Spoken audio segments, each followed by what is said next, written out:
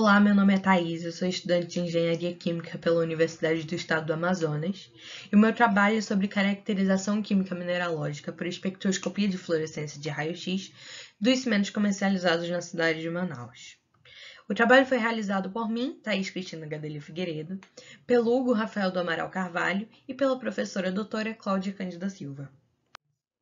Inicialmente, é válido salientar que o cimento é um aglomerante hidráulico, ou seja, ele é um pó que, quando sofre o processo de hidratação, desenvolve propriedades aglutinantes e ligantes, de forma tal que, quando tem a saída dessa água, dessa pasta, ele vai endurecer e ficar rígido. Sendo assim, ele é muito versátil para construções civis. Ele é muito importante para essa área, por causa dessa versatilidade e por ter propriedades físicas que vão ser favoráveis também, mas vão ser citadas posteriormente.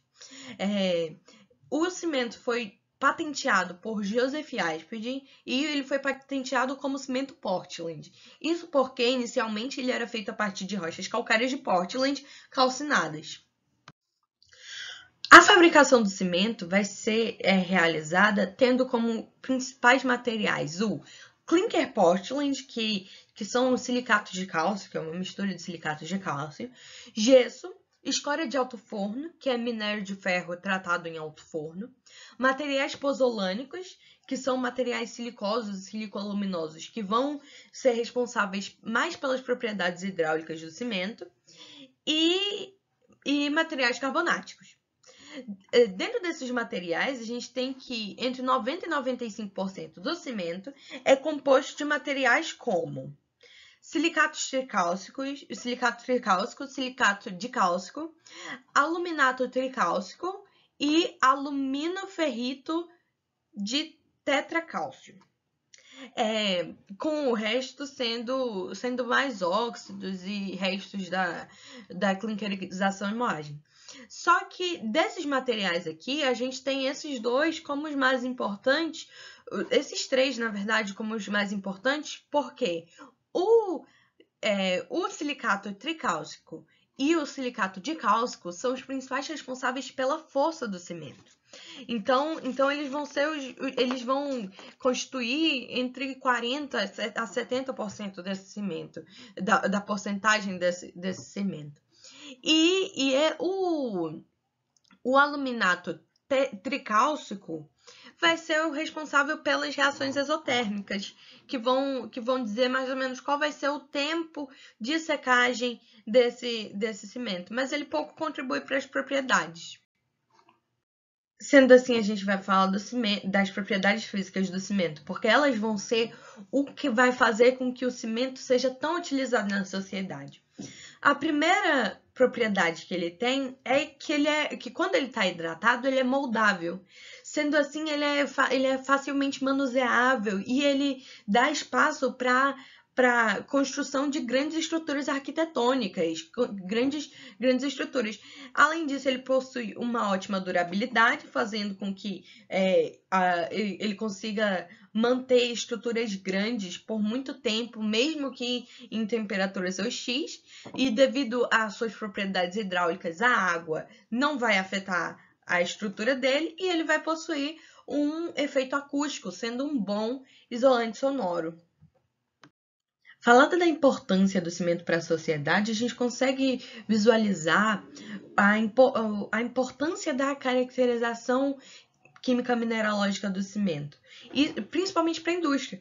Isso porque a caracterização química mineralógica permite o aumento do controle e da manipulação das características desejadas do cimento, além da normalização entre as amostras e identificação de inconsistências. Então, para isso, a gente fez a análise por espectroscopia de fluorescência de raio-x, e a análise foi feita inicialmente coletando as amostras das 4 principais marcas de cimento vendidas em Manaus, que é a marca Forte, a Mizu, a Poti e a Apodi.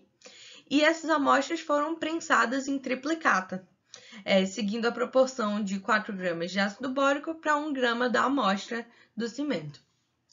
A análise foi feita pelo aparelho de espectroscopia de fluorescência de raio-x, Higaku Supermini. A espectroscopia de fluorescência de raio-x funciona, permite a identificação, é uma técnica que permite a identificação do número atômico de um elemento a partir da identificação do espectro dado por uma onda de raio-x. E isso vai acontecer quando um material é exposto a uma radiação maior que a energia de ionização, ocorrendo assim a ejeção dos elétrons e liberação de energia. E essa energia é liberada no formato de fóton, que é lido pelo aparelho de espectroscopia. As análises qualitativas foram feitas a partir da observação desses espectros e a quantitativa pelo software da máquina, pela identificação do software da máquina. Aqui a gente tem a representação do esquema da espectroscopia de fluorescência de raio-x e aqui a gente tem os resultados obtidos para análise de cada uma das marcas de cimento. Sendo assim, a primeira coisa que a gente consegue observar foi que o cálcio foi o elemento mais abundante para todas as amostras, seguido pelo silício, alumínio e ferro. E esse resultado já era esperado, principalmente porque o cimento é constituído majoritariamente de compostos cálcicos, silicoluminosos e férricos. A exemplo do silicato tricálcico, silicato dicálcico, aluminato de tricálcio e o alumínio ferrito de tetracálcio. Então, esses elementos em maior abundância já eram esperados. Além disso, também foi visto enxofre, sódio, magnésio, potássio, titânio, manganês e estrôncio em todas as amostras. O enxofre provavelmente advém do gesso, que é composto por principalmente sulfato de cálcio. Então esse resultado já era esperado. O magnésio, sódio, potássio, titânio, manganês e estrôncio são também muito encontrados em cimentos no formato de óxidos dentro da mistura, né?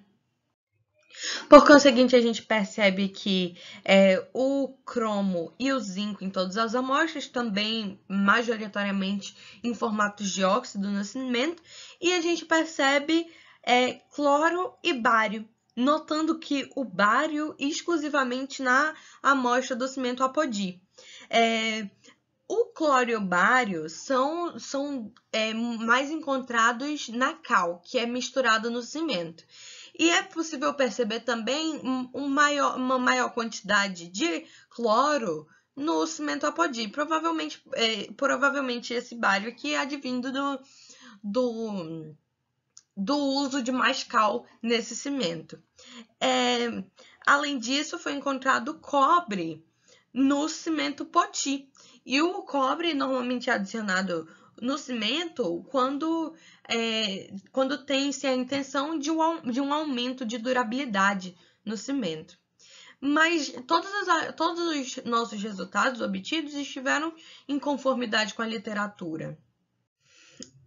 Então, a gente pode concluir que as 4 marcas de cimento tiveram uma similaridade entre sua composição na maioria dos elementos, qualitativamente. No entanto, ocorreu variabilidade entre essas composições, e até qualitativamente, porque a presença de cobre no cimento Poti, a presença de bário no cimento Apodi são indicativos dessa variabilidade. Além disso, a diferença quantitativa entre essas amostras também é perceptível. Sendo assim, foi possível perceber que os resultados obtidos estiveram de acordo com a literatura, deixando assim espaço para mais estudos a partir desse resultado. Sendo assim, eu deixo aqui meus agradecimentos ao Grupo Crawford de Métodos de Raio-X, à Escola Superior de Tecnologia da Universidade do Estado do Amazonas, à FAPEAM e ao ENDEC por permitir a apresentação desse trabalho.